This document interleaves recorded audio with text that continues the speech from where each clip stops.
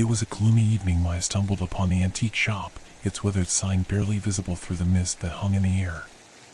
The creaking door beckoned me inside, and as I entered, the musty scent of old books and ancient artifacts enveloped me. The dim light revealed shelves lined with peculiar items, each with a history shrouded in mystery. My eyes were drawn to a dusty board game tucked away in a corner, its box adorned with faded illustrations and cryptic symbols. The game's name, Eternal Shadows, sent a shiver down my spine. Intrigued by its aura of antiquity, I purchased the game without a second thought. That night, curiosity got the better of me. I set up the board in the quiet confines of my study, the clock ticking away the hours. The pieces were exquisitely crafted, and the instructions, written in an archaic script, seemed to pulse with an otherworldly energy. As I moved my piece across the board, an ominous stillness settled in the room. Suddenly, the world around me warped and twisted, and I found myself standing in a realm untouched by the laws of nature. The air was thick with an unnatural silence, broken only by distant whispers that sent shivers down my spine. The boundary between reality and the game blurred, trapping me in a nightmarish dimension. I navigated through a surreal landscape, where shadows danced with a life of their own, morphing into grotesque shapes that mirrored my deepest fears. The board game had become a portal to the darkest corners of my mind, forcing me to confront the twisted manifestations of my own anxieties. Time lost its meaning as I encountered surreal challenges, each more terrifying than the last. The air grew heavy with an oppressive darkness, and the boundary between the game and reality became increasingly elusive. Every step I took seemed to echo in the hollow expanse, a constant reminder of my isolation in this nightmarish realm. I faced phantoms born of my deepest fears, manifestations of regrets, insecurities, and unresolved traumas.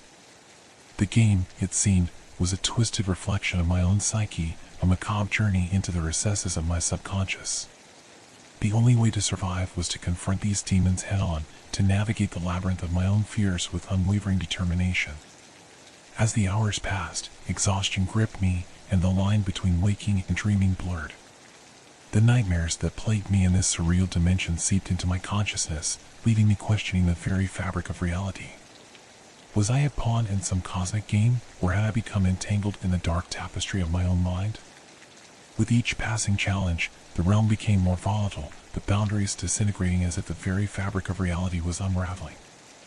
I pressed on, driven by a desperate desire to escape the clutches of this malevolent game.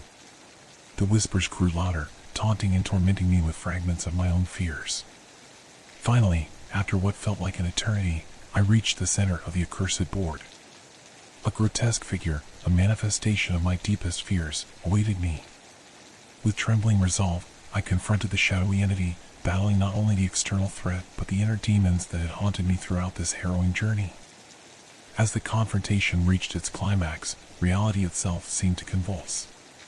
The room wavered between the game and my study, the two realms merging and collapsing. With a final surge of determination, I vanquished the nightmarish entity, and the oppressive darkness lifted. I found myself back in my study, the cursed board game before me, its malevolent influence now dormant. The clock ticked on, and the musty scent of old books filled the air. The ordeal had ended, but the echoes of that nightmarish journey lingered in the recesses of my mind. I locked the board game away, its secrets buried in the shadows. The antique shop disappeared into the mist of memory, a haunting reminder that some relics are best left undisturbed. The boundary between reality and nightmare, once blurred, had been restored, but the chilling whispers of that otherworldly realm continued to echo in the silence of my study.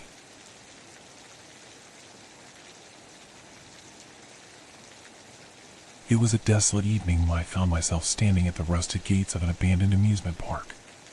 The air hung heavy with an unsettling stillness, broken only by the distant creaks and groans of decaying rides. The park, closed for decades, stood as a skeletal remnant of a bygone era, its faded colors and peeling paint bearing witness to the passage of time. Drawn by inexplicable force, I ventured beyond the dilapidated entrance, my footsteps echoing through the eerily quiet park.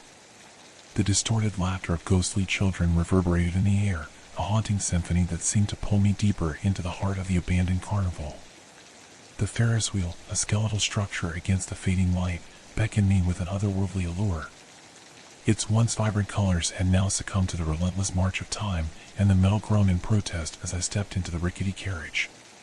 The creaking ascent felt like a journey into the past, a descent into the memories that lingered in the shadows of this forsaken playground. As the Ferris wheel reached its zenith, a chilling wind whispered through the rusted spokes. The laughter of ghostly children grew louder, their voices a cacophony of joy twisted by the weight of tragedy. Faces without features stared out from the empty seats beside me, their spectral presence sending shivers down my spine. In the dimming twilight, the spirits revealed their sorrowful tale. Decades ago, on a fateful night, a joyous carnival atmosphere had enveloped the park. The laughter of children, the twinkling lights, and the whirring of rides created an enchanting spectacle. Yet, the revelry turned to tragedy when a catastrophic accident unfolded on the Ferris wheel. As the ride reached its peak, a mechanical failure plunged a carriage to the ground, shattering the lives of the innocent children aboard. The once lively carnival transformed into a scene of horror and despair. Emergency services arrived too late, and the laughter of children was replaced by the wailing of grieving parents. The spirits, trapped in a limbo between life and death, recounted the harrowing moments leading to their untimely demise. The distorted laughter that echoed through the abandoned park was a haunting reminder of the joy that had been abruptly extinguished. As the Ferris wheel descended, the spirits' ethereal voices faded into the wind. I stepped off the creaking carriage, my heart heavy with the weight of the tragic revelation. The abandoned amusement park, once a haven of happiness, now stood as a mausoleum for the souls forever condemned to relive that fateful night. I left the park with a newfound awareness of the lingering echoes of the past. The distorted laughter of ghostly children continued to echo in my ears, a haunting reminder that some tragedies leave an indelible mark on the fabric of reality. The abandoned carnival, frozen in time, bore witness to the spectral play of children forever lost in the echoes of their own laughter.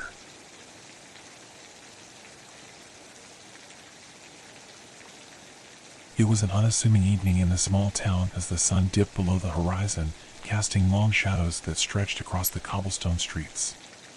A mysterious fog crept in, silent and insidious, shrouding the community in an otherworldly haze. As the mist thickened, the air became heavy with an eerie tension, and a palpable unease settled over the town. I, like the other residents, found myself ensnared by the fog's embrace. It was an inexplicable force, a harbinger of revelations that would unravel the fabric of our seemingly ordinary lives. As the tendrils of mist curled through the streets, ghastly apparitions emerged, each mirroring the darkest secrets of the inhabitants. The spectral figures took on distorted forms, their features contorted in agony and despair. They moved with a purpose, seeking out those they mirrored, and as they made contact, a chilling transformation occurred. The fog-bound apparitions whispered the concealed sins and buried truths of each person they encountered, exposing the skeletons hidden in the closets of our collective consciousness. Neighbor turned against neighbor as the town became a battleground of guilt and redemption. The once close-knit community fractured under the weight of its darkest secrets, and accusations flew like arrows in the fog. Trust disintegrated, replaced by suspicion and paranoia as the spectral figures brought to light sins that festered beneath the surface. The town square, once a symbol of unity, became a theater of haunting confessions and spectral confrontations. The fog, now a silent witness to our collective sins, thickened with the weight of unresolved guilt. The apparitions, relentless in their pursuit of redemption, pushed the town to the brink of chaos. As the night wore on, I found myself entangled in the web of revelation. The fog parted before me, revealing the ghostly embodiment of my own concealed guilt. The apparition whispered my darkest secrets, each word a piercing revelation that sent shivers down my spine.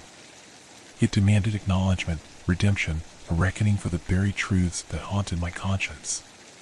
The town, gripped by the same spectral intervention, reached a breaking point. The fog-bound apparitions sought closure, a release from the torment that bound them to the earthly realm. The air crackled with the energy of collective confession, and the fog seemed to pulse with the collective heartbeat of a town on the brink of redemption. In the quiet hours before dawn, as the fog began to dissipate, the spectral figures achieved their purpose. The town, once fractured by its hidden sins, now stood on the precipice of healing. The revelations, painful as they were, had laid bare the collective conscience of the community. As the last wisp of fog dispersed, the apparitions faded into the ether, their spectral forms finally at peace. The small town, scarred by the night's revelations, emerged from the mist with a newfound understanding. Redemption had been achieved, not through the condemnation of others, but through the acknowledgement and acceptance of the shared flaws that bound us together. In the wake of the mysterious fog's departure, the small town began to rebuild. Neighbors, once torn apart by spectral revelations, found common ground and shared vulnerability. The fog, having served as both judge and catalyst, left an indelible mark on the town's collective memory, a reminder that redemption often comes not in the absence of darkness, but in the willingness to confront and overcome it together.